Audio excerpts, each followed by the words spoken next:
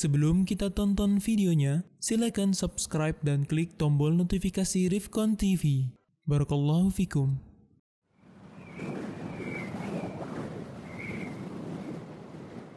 Bagaimana cara menasihati teman yang berhubungan terlarang dengan suami orang? Aduh, bacanya aja, aduh, sakit perut.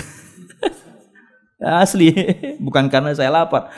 Aduh, waktu itu pertanyaan yang mirip di Syarifah dengan tulisan yang berbeda tapi kejadiannya mirip. Bagaimana cara bertobat dari orang yang pernah kita zalimi karena apa? Karena berhubungan dengan suami atau istrinya. Aduh, ya Allah. Lalu lanjutkan. Dan apakah termasuk memakan hak istri ikhwan tersebut? Jika ikhwan itu suka memberi barang-barang kepada akhwat ini. Jangan sekali rahimakumullah gini ya. Lu kasih solusi aja ya. Kalau misalnya Anda rela untuk dimadu, terbuka saja. Terbuka saja. Laki-lakinya kemudian Anda lihat memang baik, kemudian dia memenuhi persyaratan itu, hak dia untuk poligami. Tapi bukan kemudian yakni melakukan hubungan terlarang. Orang sudah pernah nikah pacaran mesti zina. Saya bukan dukun ya. Kenapa? Karena sudah pernah merasakan nikmatnya persetubuhan. Orang nikah pacaran nggak bakal pegang tangan doang. Orang sudah pernah nikah pacaran nggak bakal kemudian cuman minum-minum. Nggak, zina. Karena sudah pernah merasakan nikmatnya persetubuhan. Makanya hukumannya dirajam kan? Karena Anda sudah memilih yang halal sebenarnya, tapi sekarang Anda tukar dengan yang haram. Hancur. Istri Anda hancur, kehormatan keluarganya hancur, kehormatan Allah hancur.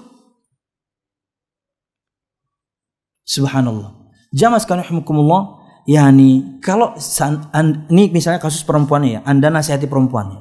Kalau misalnya laki-laki yang Anda sukai itu memang mampu untuk berpoligami, sudah.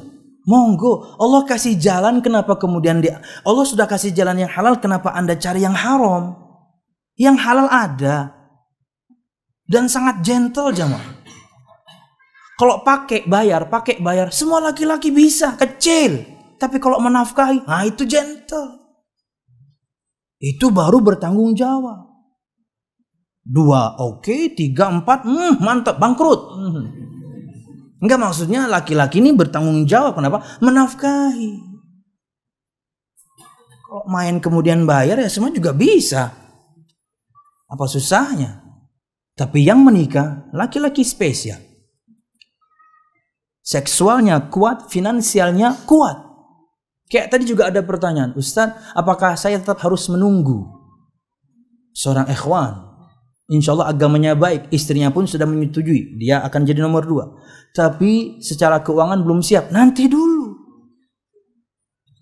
Iya, karena itu syarat harus dia miliki untuk menafkahi Anda nanti. Dia harus pintar-pintar memanage keuangan untuk istri pertamanya dan sekarang punya nomor 2. Itu baru keren. Tapi kalau kemudian seperti ini, yang ada Anda berdosa, kemudian rumah tangga orang bisa rusak.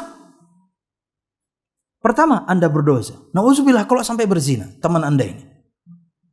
Sampai mati, Anda akan tidur dengan satu mata terbuka. Istilah dalam bahasa Inggris, tapi saya terjemahkan. Dosa zina, dosa membunuh, itu nggak bisa bikin, itu dosa yang bikin kita nggak bisa tidur nyenyak. Ada tatkala nyenyak, hatinya mati. Dosa zina, dosa membunuh, Anda akan terngiang-ngiang terus. Bahasa hulu sungainya, sleep with one eye open. Itu sebuah phrase, sebuah idiom, sebuah quote dalam bahasa Inggris, tapi maknanya tidak bisa tidur, susah tidur. Tidur dengan satu mata terbuka. Kenapa? Karena dosa. Anda kira gampang dosa ini kemudian besok-besok? Enggak, sekalipun Anda sudah bertobat, ini akan terngiang-ngiang. Kalau sampai zina, na'udzubillah. Dan bisa jadi kemudian ketika istrinya tahu, berhak dia minta cerai. Hancur rumah tangga orang. Sudahlah Anda berdosa, rumah tangga orang hancur. Anda ngejek orang saja di hari kiamat, hati Anda akan Allah nistakan. Ini sampai ngancurin rumah tangga orang gimana? Ngomong baik-baik. Kalau dia memang baik-baik, dia tidak akan memacari Anda. Kalau Anda yang memang gatal ganggu, Anda yang bermasalah. Kalau dia laki-laki baik, dia akan nikahi Anda. Tapi dia harus memenuhi persyaratan.